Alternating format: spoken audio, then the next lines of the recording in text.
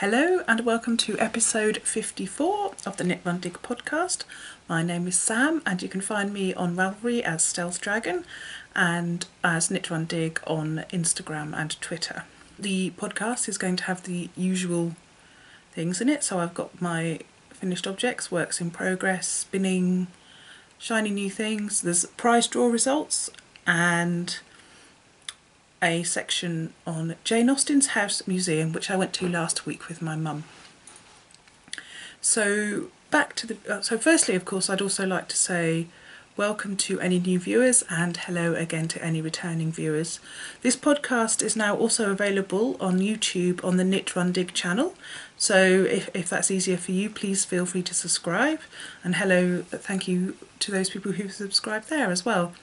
Once I worked out what I was doing and updated my version of iMovie, I found it very easy to do. So hopefully that will continue. And I would also like to say, sorry, I keep fiddling with my top. Thank you to Kimberly Sock Bunny for pointing out that there was a big sound problem on the episode, so I have replaced it on YouTube.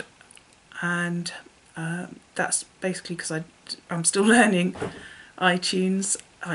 iMovie, and I accidentally lowered the sound in most of it for the 20 minutes of the podcast, so that must have made for fascinating viewing. So thank you for your patience, and hopefully this week there won't be that problem. If there is, please let me know. So let's get on with the knitting, shall we? I have only one half finished object this week. My mum visited, so I didn't knit as much as I normally do, so I've only got two items that I worked on this week. So the first one is the sock, which is out of Laughing Yaffle sock yarn in the Tree Frog Stripes colourway, and this sock is for my mum.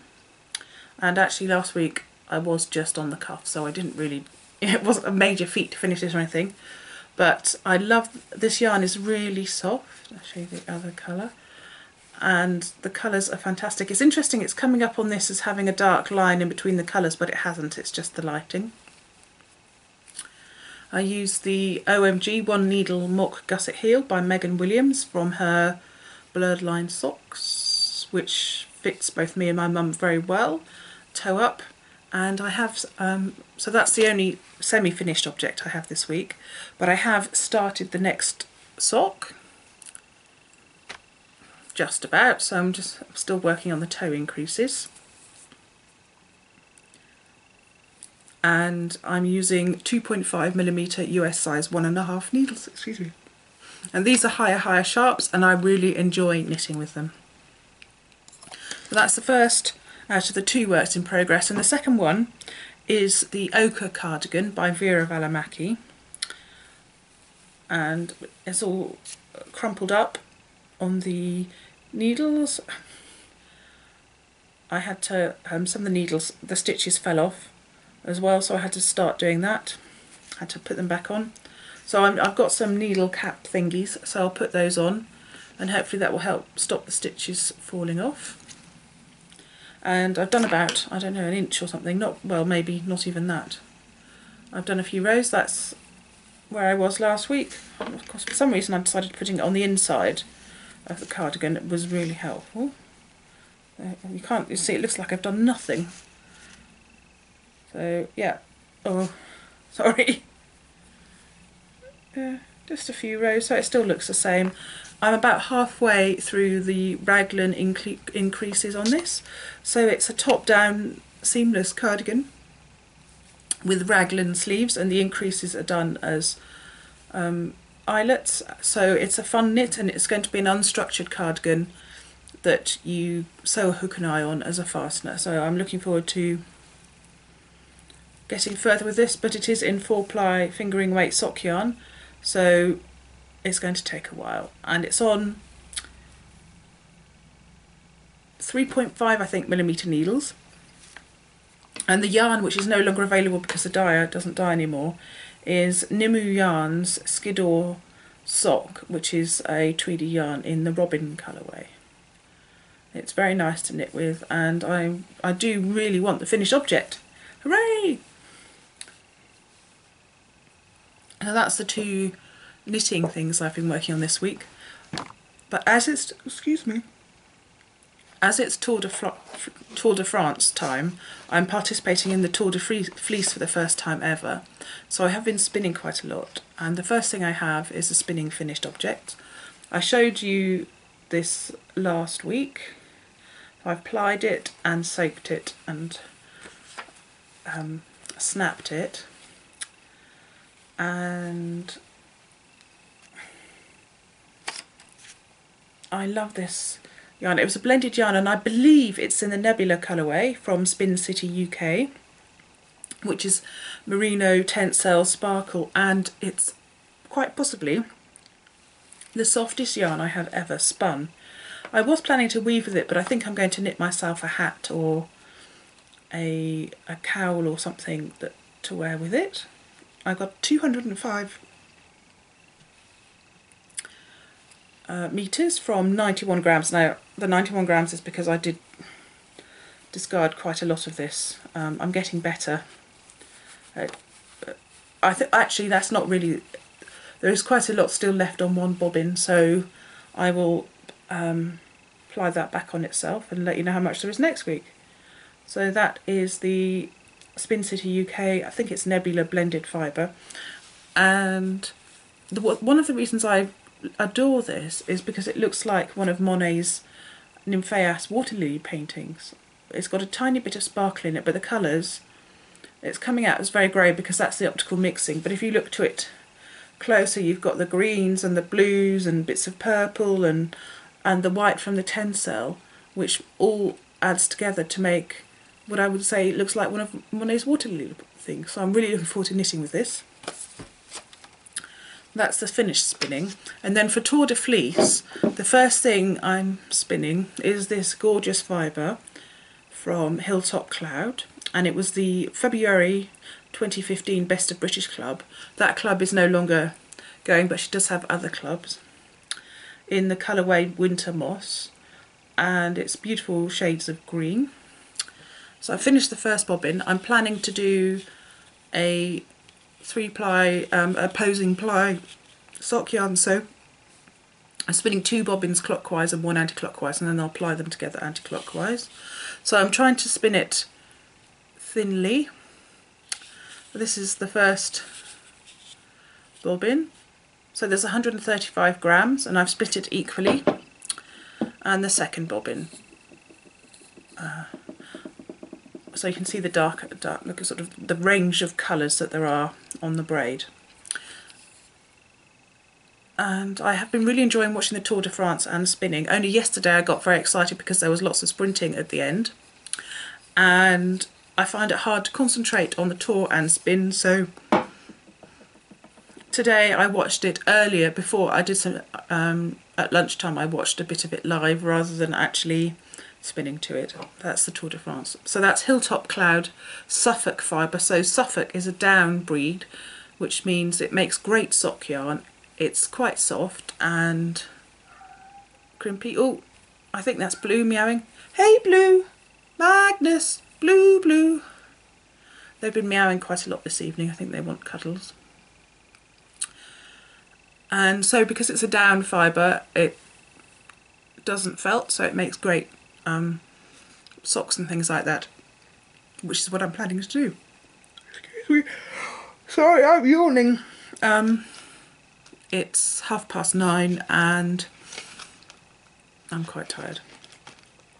So in relation to the spinning, I've got a couple of shiny new things to show you as well, which is the next section anyway. The first thing which I've been using when I've been spinning is this wonderful Spinner's Control card from Hilltop Cloud. I think it's cherry veneer, and you can see that the different, you've got a wraps per inch part section here and a list telling you the approximations of wraps per inch to the yarn weight or description, or however you want to call it. And you've also got the wraps per inch measured out, so marked out so that you can hold your yarn up and guess. So I think I'm spinning between 30 and 45 wraps per inch. So hopefully that should give me a fingering weight yarn, but we shall see. I have got small feet, so if it turns out to be a sport yarn, then I will hopefully also have enough to make a nice pair of socks, so we'll just have to see with that. So another shiny new thing which is spinning related, which I got from Guzzler Designs on Etsy, is some mother of all tags. And they're tags to put on your spinning. They're waterproof and you write on them with a permanent marker. So I've been using this Sharpie. And they're made out of tieback or something like that, so it doesn't, getting wet isn't a problem for it. And you can write all the details, like your fibre content, source, colourway, etc. on the tag. And when you soak it, it's still there, because not knowing what fibre is and how much there is quite a common, certainly for me, a lot of my yarn is unlabelled. So I really like these. Say I've used it for this, the Spin City UK fibre. Very reasonably priced, super fast delivery. So that's the mother of all tags from Guzzler Designs. And I also got this fantastic t-shirt from there, Stash. Well, it's great. I love the colour. It's a great fit, very quick, fast delivery, very reasonably priced. So I highly recommend that Etsy shop. So that's Guzzler Designs. And then another shiny new thing I have to show you. I mentioned last week I ordered a copper clasp to put on the Ashlyn cardigan that I finished, and it arrived yesterday or earlier in the week, and it's absolutely beautiful. Just what I wanted, and the right sort of colours. So actually that's better.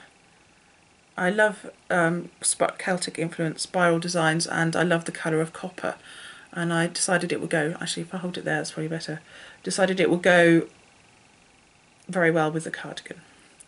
So that's the clasp, and that's from Ingo Jewellery. They're also on Etsy, which is where I got this from. Again, they're in Canada, and again super fast delivery. So it's been a good week for shiny new things this week. And that's all of the knitting and spinning for this week. I've got the prize draws now. So the first one was for the lovely skein of Daisy Knits sock yarn, and I've already drawn the winner.